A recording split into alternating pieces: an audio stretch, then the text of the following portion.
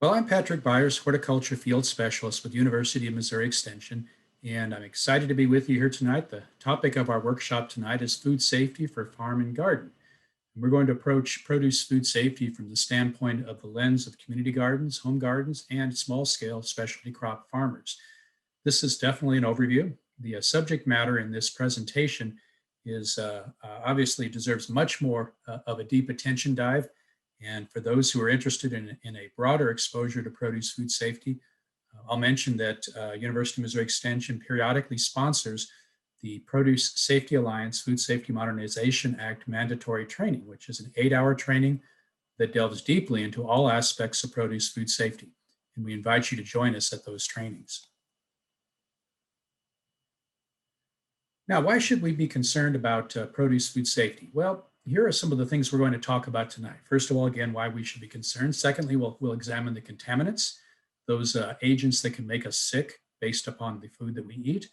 We'll talk about site selection, how that plays a role in keeping produce safe. We'll talk about hygiene and health and how all of us who contact produce have a role to play. We'll talk about water and irrigation, soil, manure, and compost. Then we'll touch on animals in the field, and then we'll end up with a discussion of the harvest and post-harvest management aspects of produce and how that impacts produce food safety.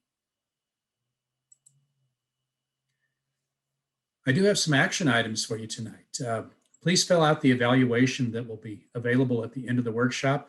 The evaluation is very important to help me continuously improve my presentations, but our workshop is also a partnership with the USDA. The USDA has provided funding for these workshops, and they expect some feedback from attendees in response. And so we appreciate your participation in the evaluation to help our funders understand how effective the program was.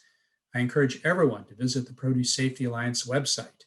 This is the outreach branch of the Food Safety Modernization Act.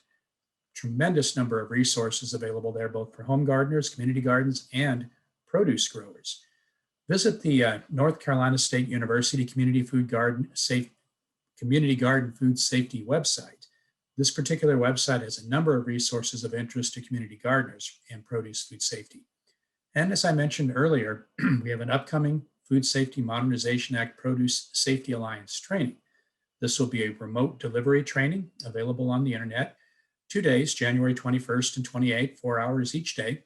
And if you're interested, please register at the Kansas State University Produce Food Safety website.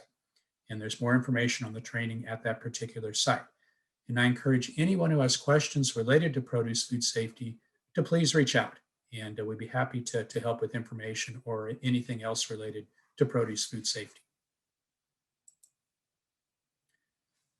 Okay, let's move into our workshop. First of all, why should we be concerned about produce food safety? Well, that question may sound like it has an obvious answer, but let's delve a little bit deeper into the situation. In the United States, it's estimated that 1 out of 4 Americans will suffer a foodborne illness each year. And this is a lot of Americans. And this is in the neighborhood of somewhere around 76 million illnesses, 325,000 hospitalizations, and unfortunately, 5,000 plus deaths from foodborne illness. Now, the reality is that foodborne illness is underreported in this country. And in many cases, people who are suffering from foodborne illness attribute their symptoms to other illnesses. So in fact, these numbers are underreported. Foodborne illness is a serious situation in the United States. And which produce items have been linked to foodborne illness outbreaks? Well, here's some data from the USD or from the Food and Drug Administration. The reporting period was 1996 to 2014. And if we look at this pie chart, we can notice that there's 2 produce items in particular that have been implicated in a number of foodborne illness outbreaks, and those are sprouts and leafy greens. If we look at the next 3 items, which are melons, tomatoes, and berries, among those produce items, another quarter of foodborne illnesses are traced back to those 3 items. So if we look at those 5 items, the majority of foodborne illness, nearly 75%, can be attributed to people consuming those produce items. But there are a lot of other produce items that can make people ill based upon consumption of contaminated produce. And if we look at the remainder of this, we can see produce items such as herbs, cucumbers, green onions, mangoes, almonds, grapes, papayas, and others. And in fact, there's a significant portion of this pie chart that is unknown. We know that the illness outbreaks were caused by consuming contaminated produce, but in some cases, it's very difficult to pinpoint the exact cause of a foodborne illness outbreak. Now, what would we consider at-risk produce? Well, the first consideration is produce that's eaten fresh without cooking. And there are many items of produce that we enjoy eating fresh. Think about the pleasures of a handful of fresh raspberries or a tossed green salad with mixed greens or a sliced cucumber or a sliced tomato on our hamburger. All of these are produce items that we enjoy eating and eating fresh without cooking. Now, the reality is that if we cooked every produce item before consumption, produce would be much safer. But we do enjoy eating produce raw. The second criteria is produce that is in close contact with the soil. So if we think about that pie chart that we saw earlier, greens are there, melons are there, berries are there. Those are all items that are close to the soil. Spinach, root veggies, summer squash, these are examples of produce items that are at risk because they're produced in a setting that is close to the soil. Well, isn't the solution just wash the produce? Well, the reality is that once produce is contaminated, it is very difficult and in many cases impossible to clean up that produce. Contamination can lodge within natural openings on produce. It can lodge within produce items. And once there, it's very difficult or impossible to clean it up. Because of this, it's much better to take a proactive approach to contamination. In other words, preventing contamination from occurring in the first place. And that is the fundamental aspect of risk management when it comes to managing foodborne illnesses and produce. Be proactive, prevent contamination. Now, where can contamination occur? Does it just occur in the harvest aspect? Does it just occur when it's being transported to market? No, the reality is the contamination with microbial pathogens can take place at any point from the production field to the fork going into someone's mouth. So it can certainly happen in the garden or in the field. It can happen during harvesting and handling. It can happen during distribution and sharing, and also happen in the home. So in other words, garden to fork. There are risk points all along the continuum from where produce is grown to where produce is consumed. Now, what about urban settings? Again, we are seeing a resurgence of interest in growing produce in urban areas, both in community gardens and on urban farms. Well, some things to consider in an urban setting. Frequently, lots of people are involved in growing these crops. In a community garden setting, for example, there may be leadership, there may be volunteers, there may be plot holders. The community at large may be invited to visit a community garden. All of these people can be potential sources of contamination. On an urban farm, we oftentimes have free access to the garden or the farm by animals. These could be wild animals, feral animals, domestic animals, or pets. Oftentimes, there's limited control over activities in the garden or in the field in an urban setting. And then, of course, there's unknowns, previous uses of that particular site that's now being used to grow produce, and activities by neighbors. These are all considerations that are somewhat unique to urban settings, and all considerations that we need to be aware of and that we need to take into account when it comes to assessing the risk of foodborne illness. Why should we be concerned? Well, let's talk now about good agricultural practices. Much of what we're going to talk about tonight is risk management. Much of what we're going to talk about are good agricultural practices that help reduce the risk of microbial contamination to food. The goal, of course, is to help ensure the produce is safe for gardeners, for customers, and for those that we share with. And also, there's another aspect to this as well, and that's to protect you, the farmer or the gardener, in the event of an outbreak. So again, good agricultural practices are good common sense. Food safety culture. It's important that everyone involved with produce, farmers, community gardeners, home gardeners, share a set of values, attitudes, values, and beliefs that are centered on food safety. This is part of the community that we see in the word community, garden or school garden. It's part of that community aspect. And we need to foster that set of shared attitudes, values, and belief.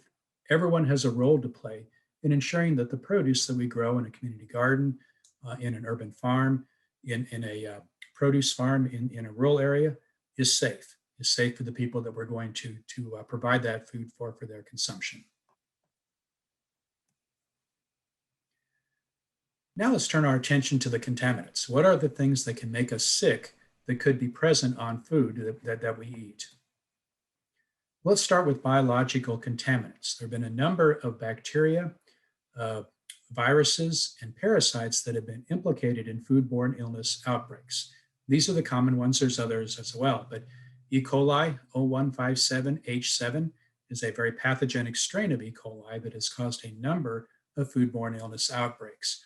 Cyclospora, hepatitis A, Listeria monocytogenes, which causes listeriosis, norovirus, salmonella, and Shigella species. All of these organisms can make people sick if they consume produce items that have been contaminated with these.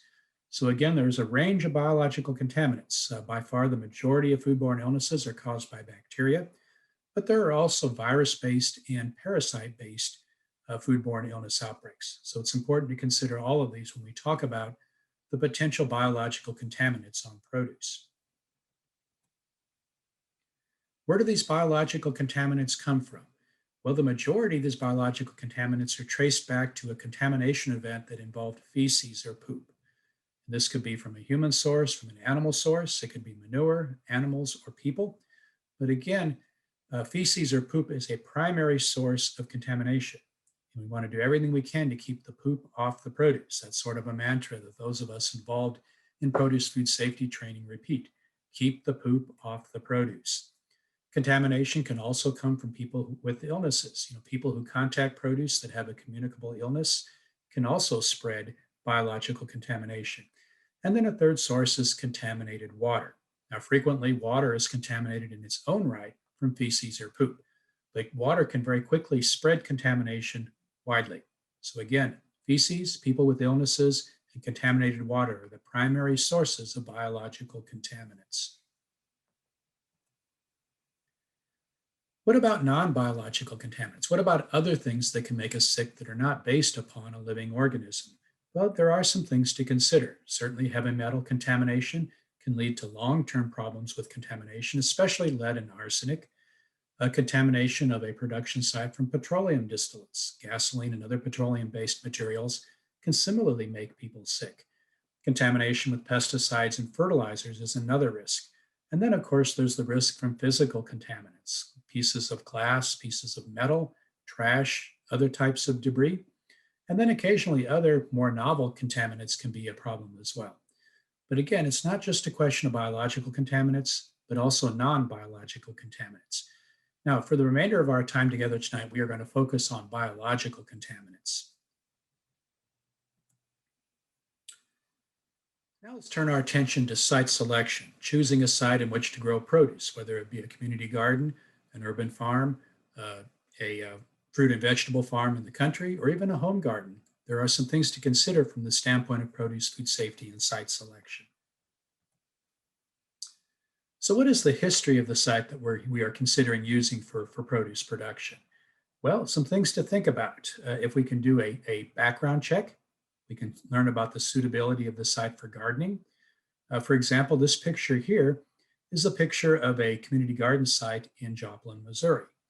And Joplin, Missouri has a long history of extensive mining for lead and zinc. And in the course of those mining practices, there actually was contamination of many sites within the urban areas in that region in Jasper County. And so it's always a good practice to evaluate carefully a site in an area such as this for problems with things such as heavy metal contamination. We want to pay special attention to the soil. Obviously, the soil is the basis of production, but it can also be a source of contamination. Understanding the history of the site can give us a feel for the risk for flooding. And flooding is its own risk from the standpoint of produce food safety. Floodwaters can very quickly bring contaminants onto a site and contaminate an entire garden or an entire production field. Understanding the history of the site can give us a feel for whether or not that site is used by animals. Here we're looking for evidence of animal trails, animal tracks, other evidence that animals use that site. And we're also going to look around at what's going on in the areas around the proposed site? Is it close to, for example, a sanitary waste facility? Is it close to animal agriculture? Is it close to some other risk that might cause a problem that might potentially spread contamination risks onto the site in which we want to grow produce? So again, very important to do a history of the site to understand what some of the potential risks might be. So what can we do to lower the safety risk? Well, we can obtain the history of the site. Now, sometimes this can be a challenge, but there are ways that you can track down what that site has been used for in the past. Talk to the previous owners. This can be very helpful. In urban areas, contact planning officials. Ask the community, particularly long-standing agencies, local, federal, and state agencies may have information. For example, the Cooperative Extension Office in that county may have some information. Other community members may be able to help as well. And then there's no substitute for visiting the site and evaluating potential risks. And as I mentioned, obviously the site itself, but also look around and understand what's going on in proximity to the site where we're considering growing produce. Conduct a soil test. This should always be part of evaluating a site. Obviously, the soil test will give us information on soil chemistry and the suitability of the site for specialty crop production. It may also give us some information on soil health, but it can also give us some information on potential contaminants. For example, ask for a heavy metals test when you send in your soil sample. And the University of Missouri Soil Testing Laboratory can conduct a heavy metal test, and it's a very reasonable fee for the value of the information that you receive back. And again, particularly in an urban setting, it's a good practice to request a heavy metals test. Some other ways that we can lower the safety risk: make sure that we store all pesticides and fertilizer in a secure fashion so that we don't unwittingly contaminate sites. And this, of course, is important, especially when children are present. Make sure that we use pesticides and fertilizers only as indicated and only as guided by the labels on the containers. Remember, the label is there to give us information on how to use a pesticide or a fertilizer safely.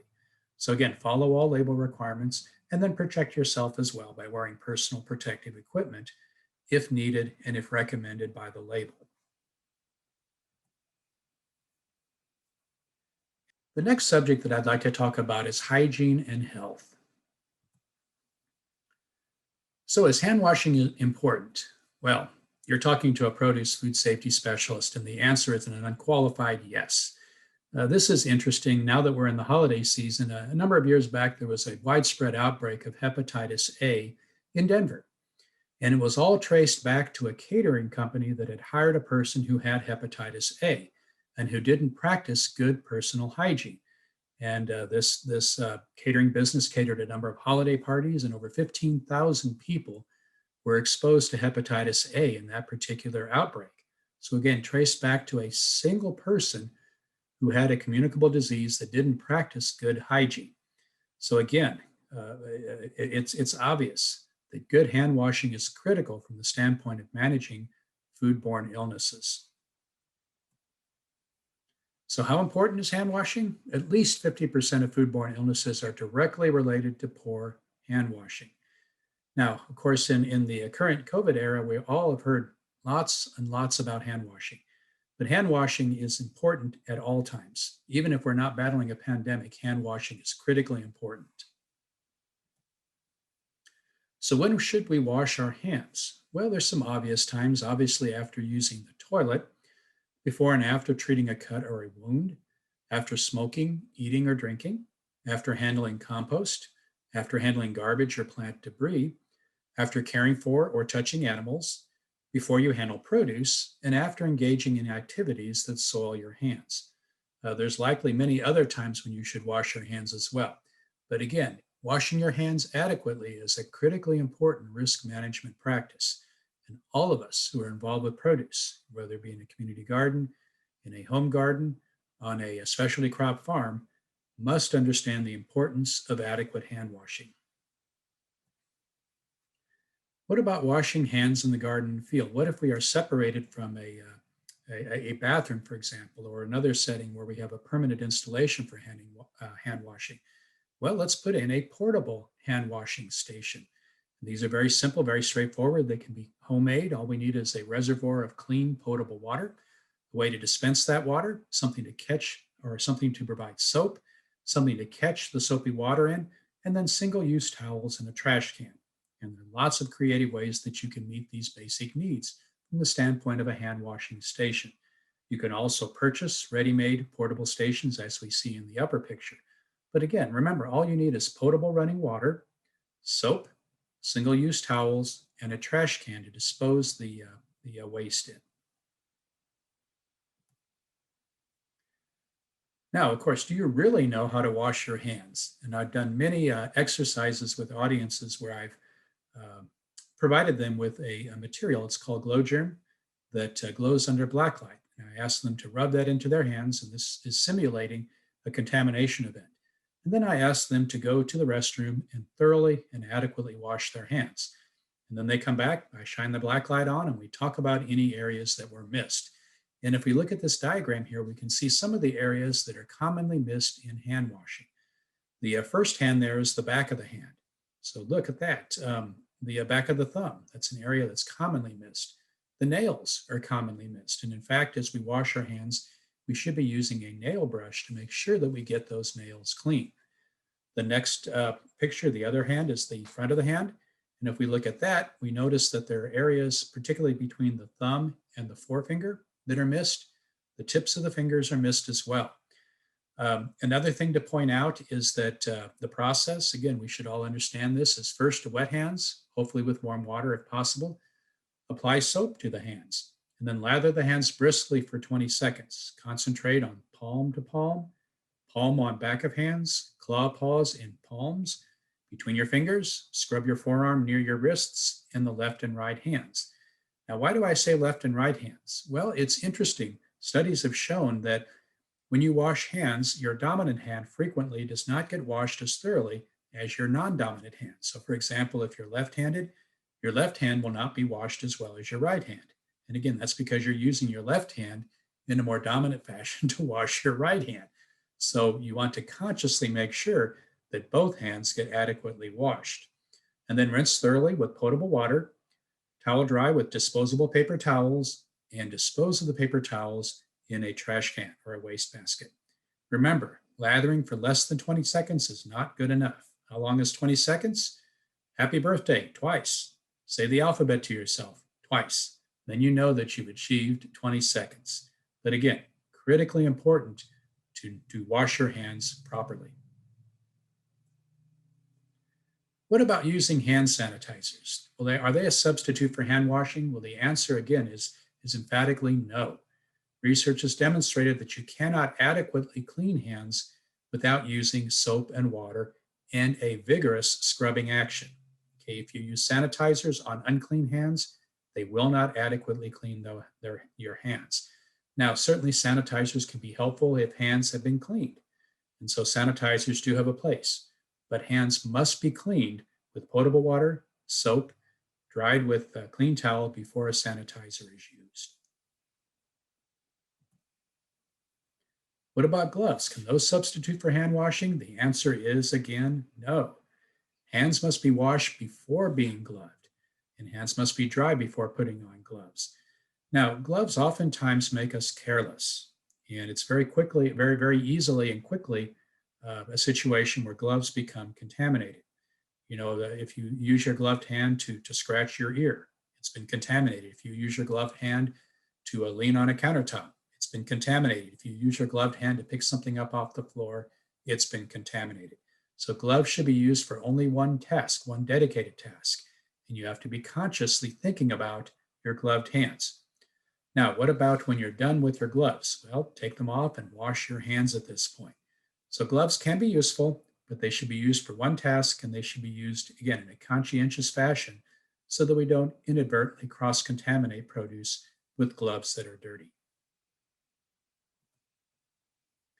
And on the subject of cross-contamination, so cross-contamination is the transfer of harmful substances or disease-causing microorganisms to items that can then contaminate produce. Okay, so again, it could be food, utensils, food contact surfaces, equipment, or clean surfaces. There are lots of ways that we can transfer harmful substances or microorganisms. Sometimes we do it unwittingly. But again, very important to cultivate that culture of food safety when it comes to reducing cross-contamination. Very important. So how do we lower the safety risk from the standpoint of health and hygiene? Well, again, the best practice is to wash your hands. Hopefully, I've stressed that enough tonight. Wash your hands with soap and potable, clean running water, and dry your hands using single-use towels. If clean running water is not available, then certainly disposable single-use gloves can be helpful in harvesting. But again, they are not a substitute for washing hands. If a task is maintenance only, then you might consider using traditional gardening gloves, again, where there's no risk of cross-contamination affecting produce. Now let's turn our attention to water and irrigation. The number one source of contamination is water. Now, I said earlier the number one source is poop, but again, poop is what contaminates water, and water is what spreads a small risk and turns it into a large risk. So again, water is the number one source of contamination. So anytime water comes into contact with fresh produce, the water's quality determines the potential for pathogen contamination. I don't frequently read slides, but this is really important to understand. Remember that water may be a carrier of a number of types of microorganisms. Now let's think about when water might come into contact with fresh produce. Well, it could be during irrigation. It could be during spraying. It could be at harvest when we're washing produce. It could be at other points along that continuum from the produce field to the fork going into the consumer's mouth. But again, anytime water comes into contact with fresh produce, there is a risk there if we don't understand the quality of that water. Now, how do we understand the quality of that water? Well, the first thing to consider is the source of the water. Where does your water come from? And depending upon the source, there is a building level of risk. So if we start with a public water supply, for example, water that's supplied by a city or a county or a water authority, that water is frequently treated to make it microbially safe, and it is regularly tested to ensure that the treatment is working. In other words, it's delivered to you in a potable condition, a safe condition, and this is by far the safest water source. What about groundwater? What about water coming from a well? Well, we can't assume that groundwater is safe. We don't know until it's been tested. Now, in many cases, groundwater is potable. Groundwater is safe. Without testing, you can never assume that. What about surface water? What about water in a pond or a lake or a stream, or perhaps water that's been collected off of a greenhouse surface or a roof and captured? Well, these are all considered to be surface water, water that is open to the environment. And surface water carries a much higher degree of risk relative to contamination. Again, we don't have control over what enters that water. And so if we think about risk management, the safest water is coming from a public water supply, next from a groundwater source, and the least safe is coming from surface water. And in fact, there are several points in handling produce where we will not use surface water because we cannot ensure that it is potable or drinking water quality. We'll talk about that here in a moment. So again, the first step is to determine the water source during planting of the farm or the garden and to understand the safety of that source. Whenever possible, avoid unregulated sources. Avoid rivers, streams, irrigation ditches, wells, or ponds. There may be some situations where this may be the only source, and if used properly, this water can be used early in the production process of growing fruits and vegetables. But once we harvest crops, once we move beyond the production field, then all water that comes into contact with produce must be potable. All water that we use for washing our hands, that we use for cleaning our tools, that we use for cleaning harvest containers must be potable. Again, another precaution here. There's an assumption that collected rainwater is safe, and the answer is that it is not. Collected rainwater, rain barrels, this is all water that's being collected off a surface that is open to contamination. So if you choose to use collected rainwater or rain barrels, it's very important to test this water to understand the water quality. Now, how do we test the water? Well, we provide that water to a lab that conducts a testing protocol to help us understand the level of contamination in the water. In Missouri, the Missouri Department of Health, through local county offices, offers water testing. There are also private labs which offer water testing. But particularly if you plan to use a subsurface source, such as a well, or a surface source, it's very important that that water source be tested so that you can understand the contamination potential for the water. Now, a primary way that crops come into contact with water is through irrigation. And this is another aspect of risk management. And the way that we irrigate carries varying degrees of risk. For example, if we use an overhead approach to watering, such as a sprinkler, this is higher risk. A direct water application definitely is going to contact produce. What about flood, surface, or furrow? This can be less risky. In many cases, you don't have direct contact with produce, but there can still be splash or other movement of water from an open ditch or a furrow. Drip or trickle. This is the safest way to irrigate crops. It's lower risk. Produce generally does not come into contact with water, except in the case of root crops, such as onions, radishes, those types of crops. It reduces foliar diseases as well and improves water use efficiency. So it's a good way to irrigate crops. But again, recognize that as we move from overhead irrigation to drip, we move from a more risky to a less risky way of irrigating crops. And again, remember, the less contact with water, the lower the risk. And a key question for evaluation of risk is the water applied using a direct water application method? So if the answer is never, the risk from water is very low. In other words, if we don't contact crops with water that we've applied, the risk is very low. But if the answer is yes, the type of commodity, the quality of the water, and the timing of the application should be reviewed to assess risk. So in other words, the type of commodity. Are we growing a type of commodity where the harvested part that we're going to then market or eat, is it going to come into contact with water unavoidably? What about the quality of the water? If the water is clean, if it's potable, then the risk is very low. And the closer that we apply water to harvest, the more risk that we have associated with that water application. There's evidence that microorganisms will die off over time on crops that are out in the environment. So if for example, we inadvertently water a crop with contaminated water, but it's a long time from that point to harvest, that's much less risky than if we inadvertently contaminate crops close to harvest. So again, the timing of the application is important as well. As we get close to harvest, it's a good practice to switch over to potable quality water. In other words, drinking water quality water. Again, this can be very helpful from the standpoint of risk management. Now, we've harvested the crop. What about washing it? What about washing produce? Well, at this point, we have to use potable water. At this point, we recognize that there is a strong risk of contaminating produce if we use water that is not clean. So at this point, all washing should be done with potable water. Single-use water is best. What this means is that we fill a container with water, we wash one batch of produce, and then we dispose of that water before we bring in another batch of produce. The reason for this is that it can be a situation where we might inadvertently contaminate that first batch of water, and then if we use that same water for another batch of produce, there can be additional risk of contamination. So single-use water is better than multiple-use water. What about putting a sanitizer in the water? What about treating the water with something that will help with killing microbes? Well, first of all, we have to recognize that using sanitizer in water is not an effort to wash produce.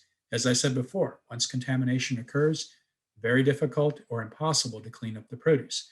But what the sanitizer can help with is the microorganisms that might move from one piece of produce in the water to another piece of produce.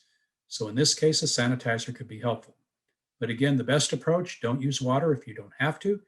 If you do use water, single-use water is best. If you are using water, and particularly if you're using water from more than one batch of produce, then consider using a sanitizer. Now, what can we do to lower the safety risk? Well, again, use a regulated treated water source that meets EPA drinking water standards. In other words, it's potable for irrigation, washing produce, hand washing, and applying chemicals. If you plan to use a non-treated water source, such as a well, Make sure that you test that water. Make sure that it is up to EPA and FDA standards before you use it for watering or washing. Again, don't assume that a well is clean. You don't know that until that water has been tested. And then consider using drip irrigation in the garden or in the field. This can be very helpful from the standpoint of risk management.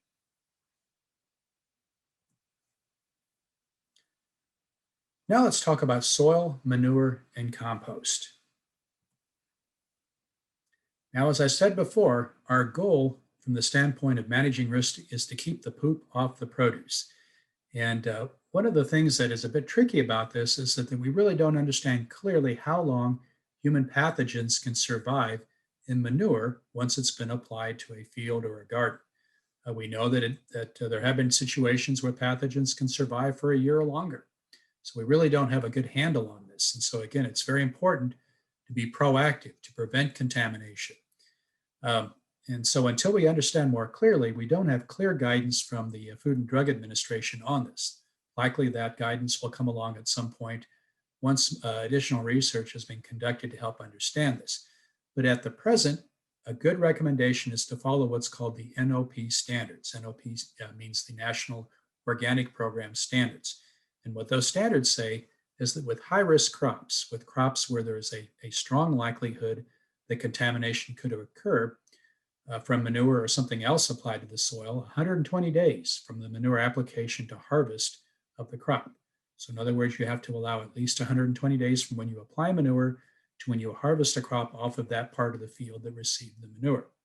With lower risk crop, 90 days from manure application to harvest. So what would be an example of a high risk crop?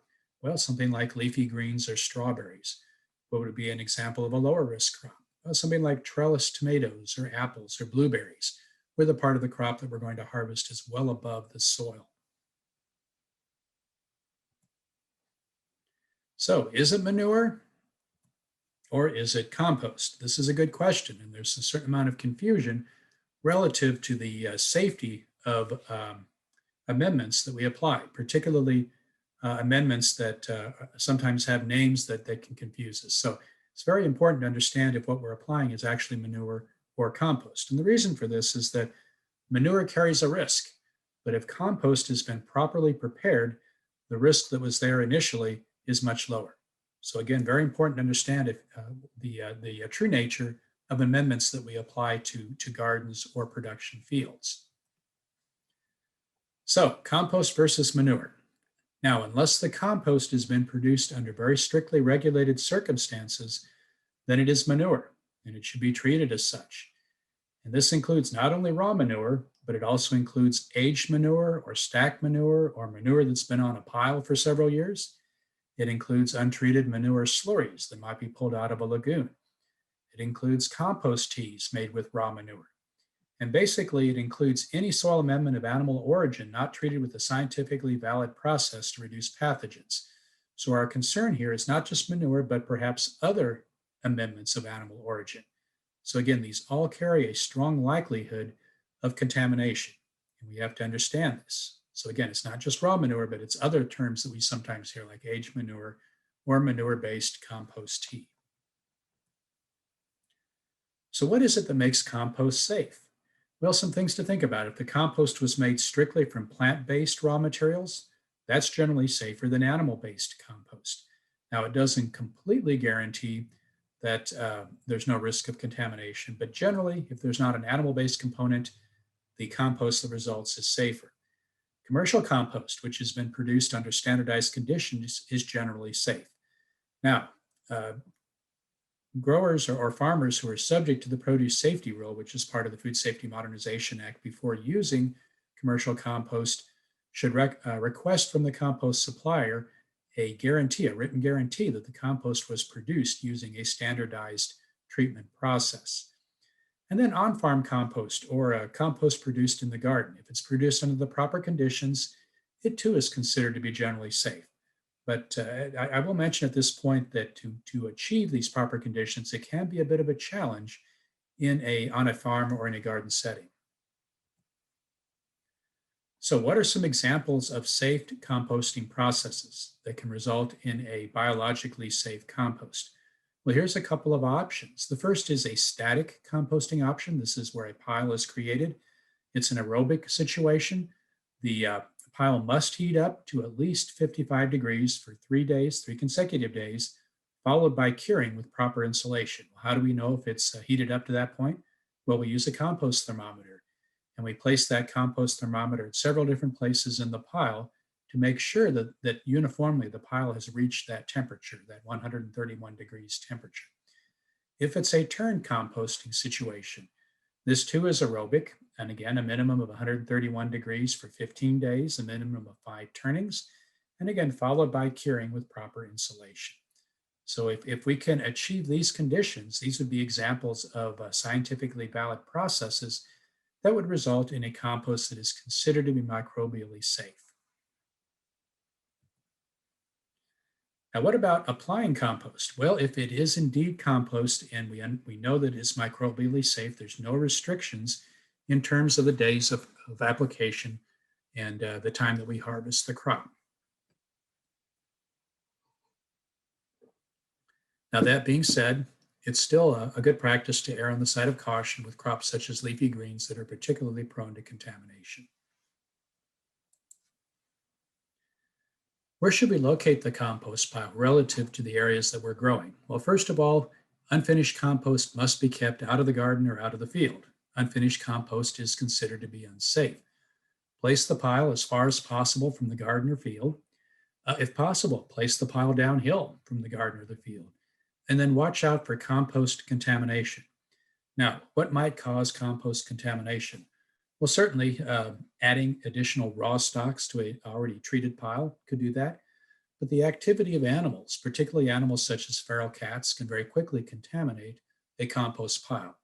And in urban settings, feral cats are particularly troublesome from the standpoint of compost. And it's a good practice to keep that compost pile covered so that you can ensure that it has not been contaminated. So what can we do to lower the safety risk? Well, the best practice is to put compost bins or piles as far away from the garden, and in most cases assume that on-site composting that includes manure does not produce microbially safe compost. In other words, treat it as you would raw manure and observe the 120 or 90-day intervals between application and harvest of the crop. Do not harvest at-risk produce within 120 days of an application of manure or a compost that you're not completely sure about. And whenever possible, incorporate compost into the soil as soon as possible. Let's talk about animals in the garden or the field.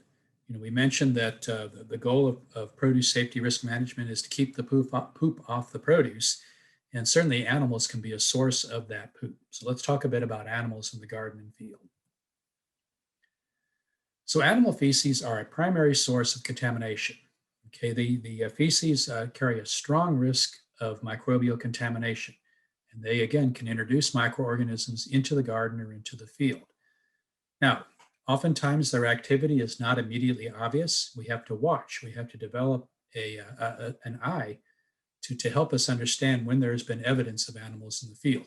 Now, certainly there can be physical evidence, tracks, damage, browsing, feeding, that sort of thing. But what we're particularly looking for is evidence of manure, animal manure.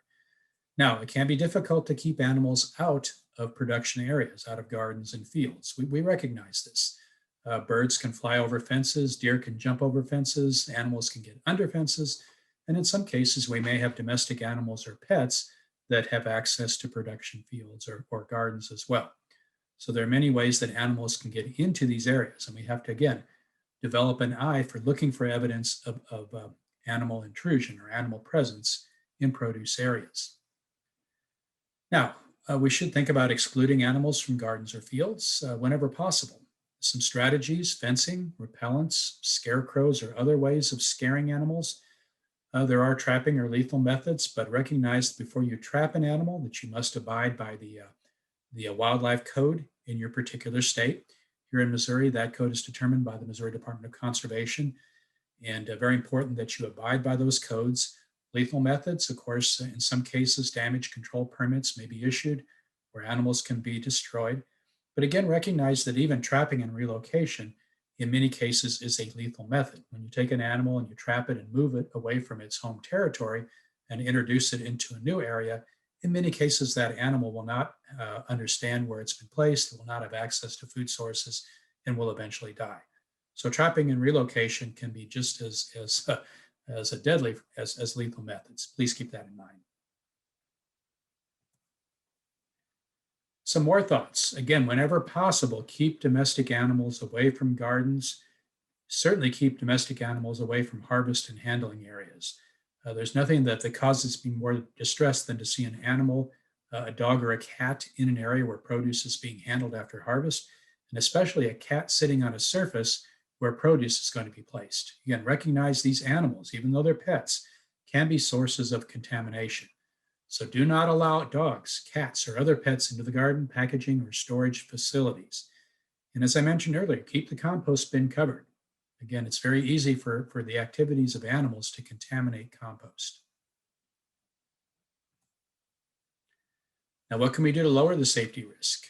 Consider fencing. Fencing is very important, even in urban areas, to keep animals out, such as deer, feral dogs, those sorts of things. Keep your pets under control. Do not allow pets into the garden or the field. Make a good faith effort to keep animals out. Prune back perches, use repellents, do other things that you can do to make the area less attractive to animals. And then it's very important to scout the garden or the field before harvest. We'll talk more about this here in a moment. But a very important aspect from the standpoint of managing the risk of contamination at harvest is to carefully examine the crops before harvest, looking for evidence of animals. You're certainly looking for poop. You're also looking for evidence that animals have been there. Again, things such as browsing, tracks, damage to crops. These are all things to look for. Because if animals have been in there, there's a strong likelihood that sooner, some point in the field, they pooped. So if you see evidence of animals in the field, then redouble your efforts to look for poop contamination. Let's talk about harvest and post-harvest handling of crops. And again, we can do everything right in the field and we can just abide by all of the rules at this point. But if there's a problem at harvest and post-harvest, it can very quickly contaminate a large amount of produce. So we have to be very conscious of produce food safety as we harvest and handle crops, as we get those crops from the production field to the people who are going to enjoy the produce. So some things to consider from the standpoint of harvest. First of all, pick crops dry. There are strong reasons from the standpoint of maintaining quality in produce to pick at this point. But when your hands are wet and produce items are wet, it's very easy to spread contamination, in other words, cross-contamination. So make sure that you pick crops whenever possible when they're dry. Crops that visibly show evidence of bird droppings or manure must not be harvested and used for human consumption. Again, this is just a very basic tenet of produce food safety. If you see visible evidence of contamination, then obviously that crop has been contaminated. And as I mentioned before, you cannot clean up produce that has been contaminated. So that produce must be discarded. We also need to think about inadvertent contamination. So if we have identified, for example, poop in a produce field or in a garden, then we need to be thinking about collateral damage, collateral contamination that may have taken place around where we visibly see the poop. Now, some things to keep in mind, what is the nature of the poop? Is it dry and discrete like deer droppings? Or is it loose where there might be more movement, such as in the case of cow manure? Has it rained since the poop was deposited? Rain can very quickly spread poop to a neighboring produce. Has someone stepped in it? Has there been a tractor tire that's run over it? All of these things can spread contamination from the initial point at where it was deposited. It's a good practice to establish a no harvest zone around areas where you definitely see evidence of poop. Now, again, the extent of this no harvest zone depends upon those factors that I just mentioned. But at the very least, don't harvest any produce items where you physically see evidence of droppings or manure. And then consider an area at least a foot in or 1 to 3 feet out from where you see the visible evidence of contamination. And don't harvest that produce either. And there's just too much risk associated with produce in the vicinity of where poop has been identified. Remember that at harvest, all water should be potable. All water used for washing crops, all water used for washing surfaces, for washing harvest containers, for washing tools, and for washing hands must be potable. Make sure that you clean and sanitize tools and totes frequently, at least on a daily basis, and more often if you see visible evidence of soil or contamination. Make sure that the surfaces that you place produce on can be cleaned and sanitized. For example, it's much easier to clean a stainless steel surface versus a plywood surface, again, just by the nature of the surface. So think carefully about the surfaces you're going to use to place produce on. And always think about, can I adequately clean and sanitize that surface? Once produce has been harvested, it should be quickly cooled. There are some microorganisms where the rate of growth can be slowed or even stopped if produce is quickly cooled. Not all biological contaminants, but many will respond in this way.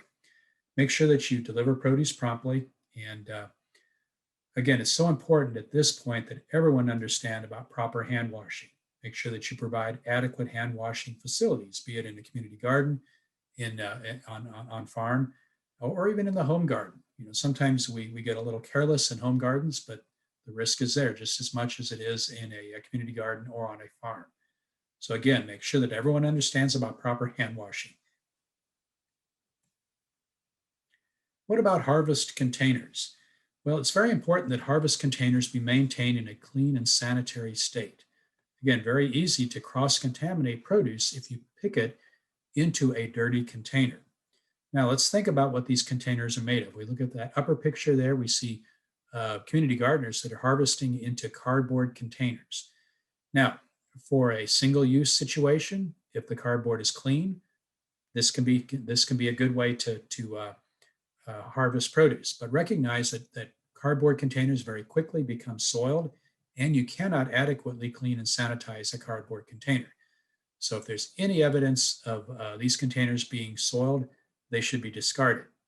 What about plastic bags? Looking over at those plastic bags, if you salvage plastic bags from a market, if you save plastic bags that have had other items in them and then use them for harvesting produce, this carries a strong risk of cross-contamination because you really don't know what was in that bag. There may have been items that could cause microbial contamination, such as raw meat, for example, or other items that had soil on the outside.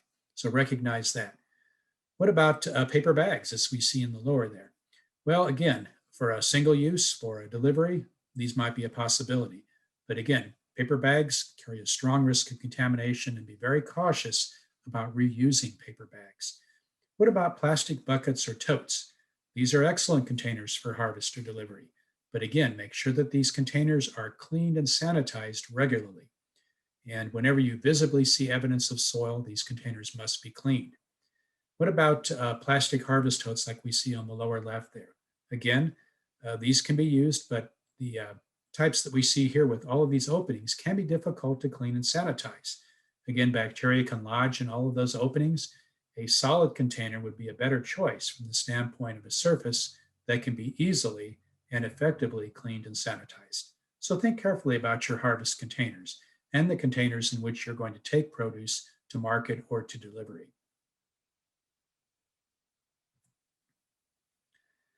Now, what about the areas in which you plan to pack and sort produce? Well, you can certainly use portable surfaces. You can use tables that can be broken down and moved, but make sure the surfaces are such that you can clean and sanitize them. Plastic tables, for example, are an excellent surface to use for packing and sorting. Recognize, though, after a period of time, these tabletops, plastic tabletops, will become scratched and otherwise damaged. And at that point, it does become more difficult to make sure that all of those scratches are adequately cleaned and sanitized. Bacteria can lodge in surfaces. This is a good point to talk about cleaning these surfaces. Recognize that you can't sanitize a surface until it's been cleaned. And when we talk about cleaning a surface, that means, first of all, wetting down the surface. Secondly, using a detergent or soap. Third, using vigorous physical action to scrub down that surface. The reason you have to physically scrub down a surface is that what you're targeting now are what are called biofilms. Over time, bacteria and other contaminants build up in a layer of saps, resins, and other sticky substances on surfaces. And these are very difficult to remove unless you physically remove them with a scrubbing action. Okay, once you physically scrub the area, then rinse it off, and then at that point use a sanitizer. The sanitizer can be sprayed on, and then follow the sanitizer label to understand whether or not you need to rinse that surface off again after the use of the sanitizer. What about the area in which you're going to pack and sort? Can it be an open area? Can it be under a tent or under some sort of open area? Certainly it can, but recognize that this is a bit more risky because animals can move into and out of these areas. Enclosed structures are better because you maintain more control over what can enter this area.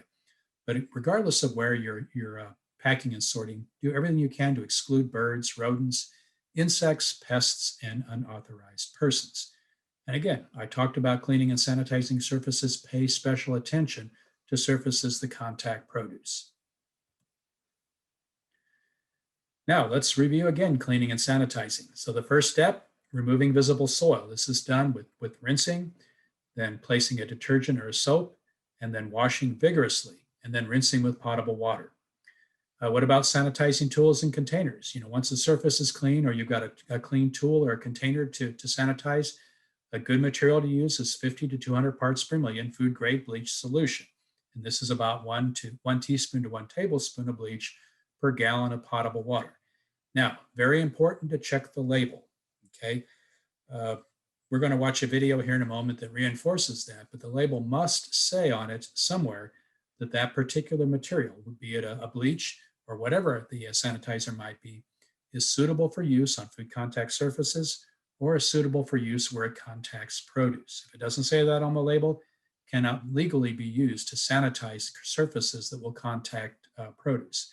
It also cannot be used in, for example, wash water or dunk water that would come into contact with produce.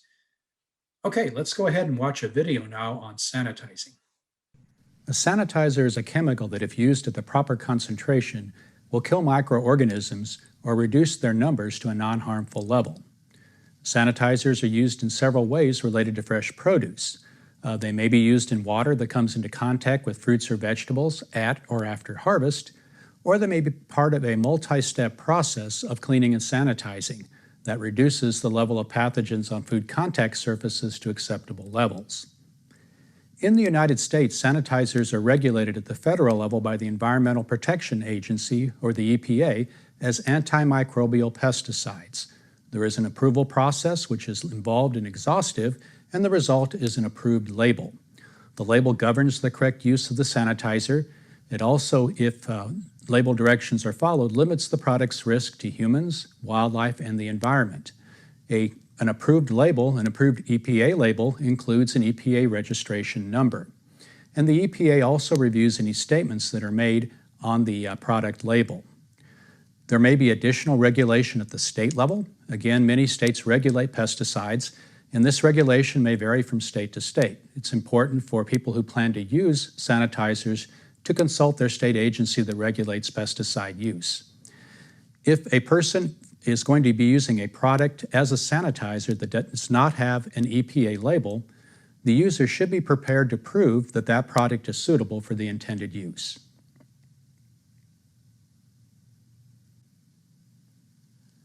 The choice of a sanitizer is based on several considerations. First of all, of course, safety for the people who will be using the sanitizer and for the environment, but also whether or not that particular sanitizer is corrosive, how it might interact with the surfaces on which it's going to be used, and also the characteristics of the sanitizer relative to things such as water pH and temperature. The commonly used sanitizers for food contact surfaces and for water use during harvest and post-harvest activities are, first of all, based upon chlorine. The first label here is an example of a product that is based upon chlorine. Another group of sanitizers that are frequently used are based upon quaternary ammonium compounds. A third group is based upon peroxyacetic acid. And then occasionally we have sanitizers that might have more than one active ingredient, in this case peroxyacetic acid and hydrogen peroxide.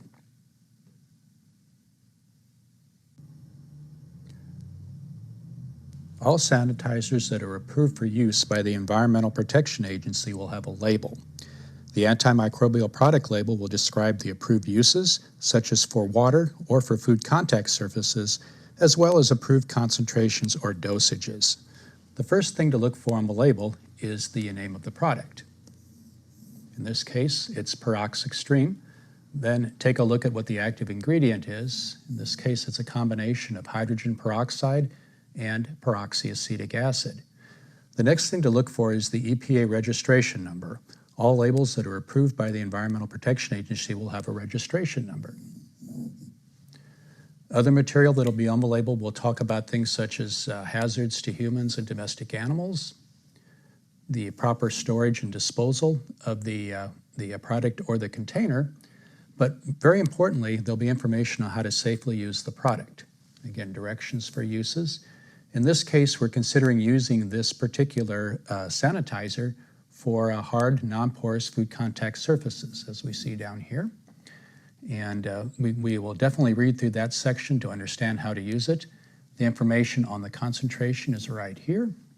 And what's particularly important is information on which microorganisms this particular sanitizer will control. And we see down here in this section that it will control Staphylococcus aureus, Escherichia coli, Listeria monocytogenes, and Salmonella typhimurium.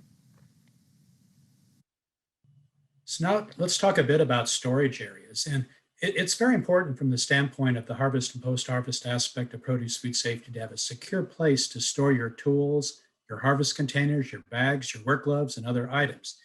And this should be a storage area that is not the same as a storage area where you're keeping things that are dirty or things that have a potential risk such as chemicals or anything like that. So again, a separate discrete storage area for your tools, your harvest containers, bags, work gloves, and other items. Your cold storage should be secure as well, because contamination can occur in cold storage just as it can in the open. So cold storage areas should be secure. What about damaged produce, produce that's punctured or bruised? Well, keep in mind that produce that has been damaged or bruised, if contamination has entered that produce item, it's impossible to clean it up. And keep in mind too, that punctured or bruised produce is also has quality issues, and this can be a negative as well. But from the standpoint of potential contamination, damaged produce should be culled. It should not be graded and packed with sound produce. Again, this is an important aspect of risk management.